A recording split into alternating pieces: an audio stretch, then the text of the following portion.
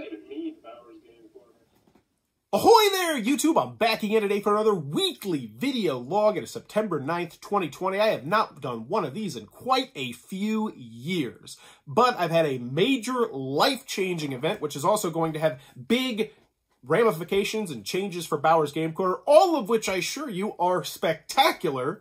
So stay tuned for that. Now, one thing I do want to mention is that I am going to be getting into some personal stuff, like what's actually really going on in my life, but I'll save that for the end of the video if you're interested. The beginning of the video, we'll just be talking about what's going to be changing with Bowers Game Corner, what I've been playing this week, what I'm hopefully going to be shooting this week, just the behind-the-scenes sort of Bowers Game Corner stuff. So first and foremost, I now plan on releasing at least 10 videos every single week. Now, I want to assure everyone that you are still going to see all the videos that you like. You're going to be seeing reviews. You're going to be seeing Bauer Family Learns. If you like the unboxings, I'm going to do everything that I still do. Unboxings, the game night videos, gameplay videos, all that stuff is staying. However, I'm going to be adding a lot of additional content in the form of, first and foremost, Bauer Gets Weird, where I really have just kind of let my creativity out of the box, and sometimes that's funny, sometimes that's cringy, and sometimes that's somewhere in between, but you're going to see that, and hopefully I'll be very interested to know how that goes. I've kind of opening myself up, because doing comedy is way scarier than doing a review, as I'm finding out, because it's like a review is like, oh, this is my opinion. You can argue with it, but it's still my opinion, but comedy, very subjective. So I'm going to be doing a lot more of that as well. It'll all be very clearly labeled Bauer Gets Weird. So if you don't want to watch it, don't watch it. But I would recommend checking it out and seeing if it's your cup of tea. But let's talk about some of the other things that are going on. So I started a Fiverr because I'm done with my job. For the last 10 years, I have worked at a education place that I really liked. I've been the after-school program, and due to coronavirus, and I'll talk more about this at the end of the video, like the specifics of it, I am now homeschooling and my kids, my 4 and my 7-year-old, and not bringing in any additional incomes, which means I just have a lot more time also to do Bowers Game Corner, which is why you're going to see more videos. But I've also tried to supplement some of that income by starting a Fiverr. So I do have a Fiverr. If you're an aspiring game designer, I have 3 Fiverrs up right now, one of which where I'll just take a look at your Kickstarter page, like to say, hey, I would recommend maybe changing this, or you might want to include this, or someone might ask about this, because, you know, I've done a lot with Kickstarters. The Kickstarter videos where I will make a Kickstarter video for that person, and then also one where I can help you, hopefully help your game become a reality by kind of like steering you in the right path of exactly what you need to do, like the A, B, and C of getting your game, you know, published or self-published. So I started a Fiverr. I'm doing that now, which means you're going to see a lot more Kickstarter videos as well, which is partially why I wanted to bump up my content to 10 videos a week, because I hate when I look at a board game page, a YouTube board game page, and it's just nothing but Kickstarter. It always kind of drives me a little bit mad because, I don't know, it just does. And the example that comes to my mind is Nick from Board Game Brawl, who I did like his style, I liked his content, but then it just got to the point where everything that I saw on his channel pretty much was just Kickstarter previews. And then, like, if you check the history, it's just like Kickstarter preview, Kickstarter preview, Kickstarter preview for, like, nearly everything. It got to a certain point. And that just kind of like, you know, it turns me off a little bit, because I feel like that tells me that your enthusiasm for the hobby at this very moment is down. Which I know, I understand that. I've been there before. I have certain safeguards in place so that I will never, ever, you know, get into a funk myself out of reviewing. Because I have so many backlog videos. I have 70+ videos right now that if I wanted to, I could just post them immediately. That's 7 weeks of content. That's insane. I could go into a coma, and as long as my wife continued to post stuff for me, you might never even know. You'd be like, yeah, he's still making videos. So yeah, but but anywho, that's what's going on with Bowers Game Corner. Bauer Gets Weird. I check him out if it looks like it might be your cup of tea. Also, please consider supporting the Patreon down below. I'm going to start, you know, kind of throwing that out there more often because, you know, it is what it is, you know. But let's talk about the games. Let's talk about the games that I've been playing and what we're going to be shooting pretty soon. So the first one, this is kind of an anomaly, one that I want to mention, is Johnny the Skull. This is a Goliath game one. It's very odd. Let me see if I can get the pieces. Because it actually has like a giant pirate ship. This guy right over here that sits in the middle. And then he just shines these laser lights all over the room. And they're like sharks and like scary ghost pirates and stuff, and you're like, ah, ha, ha, and it makes noises. And it's a solo game, and you have this little controller. It looks like a flashlight. This guy right here, yeah, at the top, that you aim at the lasers that are shooting up on the ceiling and on the walls, and if you hit it at the right time, and it can read the sensor or whatever, and it goes, ah, ha, ha, ha, ha, or, you know, when you hurt them or whatever. But the problem is, how the heck do I shoot a video showcasing how that works? Because it has to be in, like, pitch dark. I tried, like, a night vision mode. That was not going to work. But what I figured out should work is actually taking that little flashlight doodad, and I'm going to hook a laser pointer up to it, and then I'm just going to go in first-person mode. Like, so I'm going to be holding the camera like Blair Witch shaky style, but you'll be able to see the laser pointer on the wall as it goes to the things. And, you know, I might even ham it up a little bit. Like, oh, I'm so scared. You know, like snot running down my face or something like that from the movie. But that's actually hampered because I got a little injury right here. It looks way worse than it is. I want to say that this part right here is actually just a glue and dried blood, which I'll explain that at the you know, the actual real life Bauer portion towards the end. So yeah, but I am planning on shooting this soon and hopefully making kind of a creative video for that. Got a chance to play twice last week, Secret Neighbor, the Secret Neighbor party game, based off the Hello Neighbor video game franchise, which I was actually really excited about. I reached out to them, I was like, oh, I really want to check that out, because I've played the Hello Neighbor with my kids, and this looked like something that I could play with my 7-year-old. I would say I could play it with him. It's a very beginner social deduction game. It doesn't play like anything else in the social deduction market. I want to start off by saying that. Everything I've played, it does not feel that way. It has very nice components. I really like these keys, and the cards are nice. But basically, there's a bunch of kids, and there's a couple neighbors. One of them is a secret neighbor, and that person doesn't know who is on the bad guy team. The regular neighbors will know who the secret neighbor is, and there's like, so once the bad guy knows who the other bad guy is, and one bad guy doesn't know who the other bad guy is, you get what I'm saying then. Roughly half the bad guys will know. You get me there. After that, you actually get dealt a hand of cards, and then you walk around the table and do a negotiation phase where you're trying to trade cards with people like 1 for 1, because if you can get enough of these specific cards, then you'll be able to do a special ability during the next phase, and the next phase is literally just after the negotiation phase, you doing your special abilities. Once you've done some random special abilities, then you try and, if someone has a key, you say, you know, I nominate this person to open the door. And if that gets seconded, then you do a vote on whether or not that person should open the door. And if that fails, then you just keep doing that until eventually you get somebody, and then you can do a little bit more trading and whatnot. But eventually it comes down to, oh, is it a neighbor with the key that you nominated to open the door? Then you lose, the kids lose, or if the kids do it, then they win. And that's pretty much the whole game. Very light, very simple. I enjoyed it. I will say the game night was not as hot as I was on it. We played it 5 players, which I think was the key there, because everybody pretty much agreed they thought it would be better with more players, because it goes 5 to 10 players. And social deduction at the lower player counts is always hard, except with Don't Mess with Cthulhu, which Indie Board and Cards nailed it. But this one, I do think I'm going to enjoy it. And to help you kind of understand where I think the niche is for this game, I think this is a perfect game to play at like a 10, 11, 12, 13-year-old's birthday party. Like, if you want a specific example of where you should just buy this game and try and teach it, that would be it, because the game is so stinking quick. Like, the game could last like 5, 7, 8 minutes. Like, that's like tops. You know, the negotiation is timed, and it's fun, and it's enjoyable, and, you know, you get a little... There's not as much as I think the gaming crowd is really going to want there, but there's enough that I think this is the kind of a great gateway social deduction game. Even more gateway than, like, the Resistance.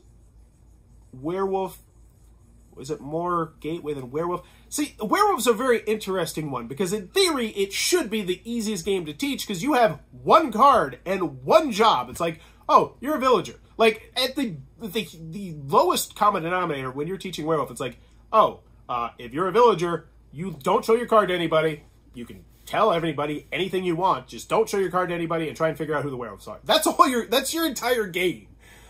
This one has a little bit more complexity, but has still put in the gateway category. But, anywho, that's enough. Secret Neighbor, the party game. I'm interested to try this at the higher player counts. Another thing, I'm going to be doing a lot more of the fibers with the Kickstarter videos, as I mentioned earlier, since I'm starting the fiber. And we have the card bar. This is one of them right here. I enjoyed this as a take that style dueling game where everybody's going to have their own unique bard with their own unique cards. But what really excited me about this game is it's going to come with like 6 or 8 decks or something like that at the very beginning, which are all going to be their own unique bards with their own unique cards, and then you can deck construct like Mage Wars, which I love that concept. A little bit too take-that-y for my personal flavor, but if you like take-that style games, I think this is really going to be up a lot of people's alley. Artwork's nice. It looks like it's straight out of like an Adult Swim cartoon. I like the artwork. Definitely one to keep your eyes out for when it comes to Kickstarter. Card bar. Let's see what else we got. We got Bellum Sacrum. This is a 2-player game that I've been meaning to get to the table. I unboxed it. I'm showing it to you, so now there's like accountability. Like someone will be like, hey, why didn't you do Bellum Sacrum? I'll be like, all right, you're right. I got to get into it. It's just hard to get 2-player games to the table, especially if I can't play it with Sean. Because by game night, you know, it's 4 players. My wife doesn't want to play games with me now. Just because she's out of gaming pretty much. But anywho, next one, Knife Tank. This is a really interesting game with one card that's potentially broken. And oddly enough, I broke that card in the Bauer Family Learns we shot for this, which might actually be going up today. There's one card. So this is a really interesting game. It's a programming game where you're playing as a knife, or you're playing as a tank, and you're trying to go around and destroy the other tank, and you can stab it with a knife or shoot rockets or airdrop mines. And it's all about like flicking cards and throwing cards and spinning cards. And it's very light, very simple, very enjoyable. I enjoyed the game. However, there's one particular card where you get to blow. You just blow everything that's on this map that you have between you. And it's not a physical map. It's just your tanks and your mines or whatever. And I blew my card pretty much all the way across the table, which means the next turn I immediately won. And it was like, ooh, this could be broken. And then I blew it, and it was like, oh, yeah, that definitely could be broken. But then when we tried to, like, recreate the magic of, like, see how broken this card is? Like, we took, like, 10, 15 breaths. We couldn't blow it more than, like, 2 inches. So, I don't know. But it's a very interesting game. I think this would be a cool game to have at, like, a bar or something like that, because you just kind of measure out. It's designed to be played on a table, literally. Like the battlefield would be kind of like a small bar table that you might have. Very interesting one, Knife Tank. Plus it's from Dr. Popular, which I'm sure to someone means something. I personally don't know who Dr. Popular is, but now I kind of want to investigate. If he's just randomly making card games, I'm down. Sounds cool to me. What else we got? What else we got? New stuff. Ooh, next one we have is 10 Sons. This one's from, I believe, my friend Dominic, who has been a longtime supporter of the channel. And I've done quite a few Kickstarter videos for him. 2, 3, 4 of them, I think. And I'm not really excited about this game at all because he didn't send me the rules, and it drives me nuts. I hate using PDFs of rules. I hate it. Let me know in the comments below what you think about using the rules. PDF rules. Those are pretty much the new games that I've been playing that are really worth talking about. I could just do a quick segment right here because these are gonna be the next games in, games out ones. So I could just do a quick one of this. Ripoff right here. This is a really interesting game where you're actually physically ripping dollar bills. Shot a whole bunch. Billionaire's Money. This is one that's going to obviously be a mass market style game that is coming to a Kickstarter near you very, very soon. I did a skip the rules video for that one. Smirkle, the dice game. This is one where we shot a Bauer Family Learns, and I think I might have done a couple of the rules wrong. But that's because the rules were super confusing. But now I have this quandary in my head. Do I post the video? Because apparently they shot a how-to-play video, which will probably make things clearer for me. But should I have to use a... Here's my point. And I've had this discussion, I've had this argument with many other reviewers, and I would like your input in it. As a reviewer, should I reach out to make sure that I am playing the game correctly, or should I assume that the rule booklet would successfully lead me to do that? I have always been of the sound mind and body that if me, being a person who has literally played thousands of games, I have read thousands of rule booklets, can't figure out your game, that's a strike against your rule booklet right there. You know, I have had my nose in so many rule booklets that it really shouldn't be that hard for me, right? in theory, let me know what you think about it in the comments below. The rule booklet was confusing. That being said, it's kind of an interesting mass marketing style game. This is the kind of game that I could see getting popular and people just playing it for like 50, 60, 70, 80 years. Like, no exaggeration. Because it does have that appeal, and it has all sorts of different, it has the D8s, which, you know, oh my gosh, for people who aren't in the hobby, it's like, whoa, these dice are crazy. I'll show you a couple more. Next, we got P for Pizza. This one is the new one from Big Potato Games. I like it. It's a really quick, simple game where essentially you're just going to have to try and match a category with a letter. And so this one would be Italian food. Starts with P. You'd be like, pizza. And then you're going to put it on your pyramid, and the first person to build a pyramid wins. And yeah, so that's what we're going to talk about with the games. I think I've covered the games enough. So if you're still here, thank you. So let's talk about what's actually going on in the real life. So for the last 10 years, I've worked at a place called Early Childhood Alliance. I've enjoyed my job, obviously, because I've stayed there for 10 years. I've had other opportunities to go to places that would have paid more, and I have chosen not to do it because the best part about my job is that it's allowed me to have time, like literal time, and then also time in my brain to continue pursuing other endeavors, like running for political office, or doing Bowers Game Corner, or shooting a movie, because I shot a movie at one point when I was a little bit younger. Designing games. It leaves me time to do other things. However, it boiled down to coronavirus, and I had used all my PTO. My family has very high risks. They're very high risk. I'm just going to put it like that. And they all live next door to each other. My grandma and both my aunts and both my uncles literally live next door to each other by this tiny little lake. So if one of them got that, it could be just catastrophic, like bad news, pre-existing conditions. Most of them are on disability, that sort of situation. Okay? And these are my grandma and grandpa, so they're in their 70s.